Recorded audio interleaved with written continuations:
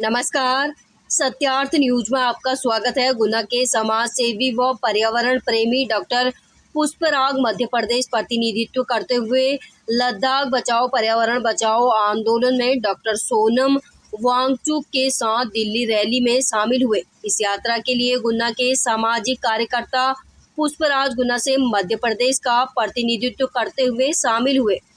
चंडीगढ़ से 2 दिन की पद यात्रा, जिसमें प्रतिदिन 20 से 25 किलोमीटर की यात्रा होती थी। इसके बाद यह हरियाणा बॉर्डर पर जब यात्रा पहुंची तो वहां की गवर्नमेंट ने पद यात्रा की अनुमति नहीं दी। इस कारण हरियाणा बॉर्डर से दिल्ली बॉर्डर तक का सफर इस यात्रा को बस के माध्यम से करना पड़ा। यह बस सोमवार की शाम जब दिल्ली के बॉर्डर पर पहुंची शंभू बॉर्डर पर, तो वहां 1000 से अधिक पुलिसकर्मियों ने यात्रा को रोका। धारा 144 का हवाला देते हुए सभी को राजघाट की तरफ जाने से रोक दिया।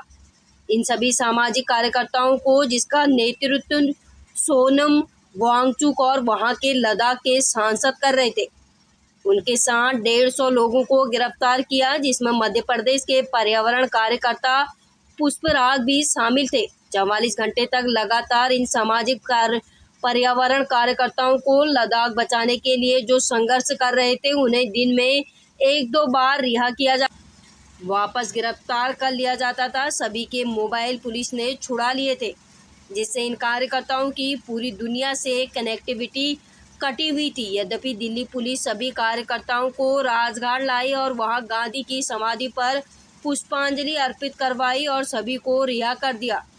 इसी बीच नेतृत्व का संवाद सरकार से चल रहा था, जिसमें तय हुआ कि राजनायकों से बैठक कराई जाएगी। गुना जिले से इदरीस मंसूरी की रिपोर्ट। लद्दाख के लेह में रहते हैं और पिछले 30 सालों से लगातार वे सक्रिय हैं।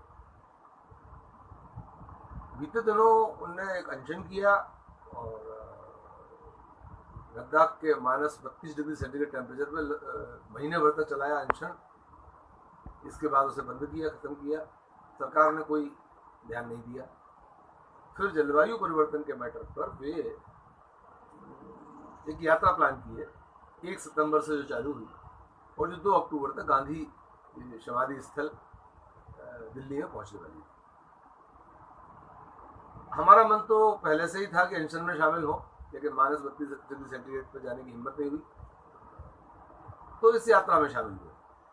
इस यात्रा में हम लोग चंडीगढ़ में शामिल हो गए थे और चंडीगढ़ से रोज 25 किलोमीटर पैदल चल के दिल्ली की तरफ जा रहे थे। लेकिन हरियाणा के बॉर्डर पर हमें रोक दिया और कहा कि यहाँ से पदयात्रा की अनुमति नहीं है, क्योंकि भारतीय जनता पार्टी की वहाँ की सरकार ने इस रैली का प्रभाव वहाँ के चुनाव पे न पड़े, इसलिए हरियाणा से हमें गुजरने नहीं दिया। लिहाजा हम पुलिस के दोनों तरफ के कस्टडी के साथ हमारी गाड़ियों को बीच में कर लिया, 4-5 बसों को और दूसरी गाड़ियों को, और दोनों तरफ पुलिस के पहरे, गाड़ियाँ चलती नहीं और हम लोगों को हरियाणा पार कराया। सर, कितने दिन आपको डिटेन करके रखा वहाँ पर?